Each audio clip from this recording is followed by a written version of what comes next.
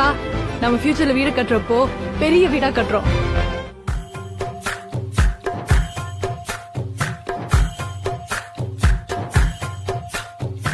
எத்தனை சாமி வந்ததையா, இது எந்தெந்த சாமி தந்ததையா, எத்தனை பாட்ட சொன்னதையா, அத சுத்துற பூமி கண்டதையா, அடிச்சு வீசும் காத்துலையும் அந்த தகப்பனாச சுத்துதையா, பிடிச்சு பூக்கும் விதையிலும் ஒரு வம்சத்து கதையே உள்ளதையா,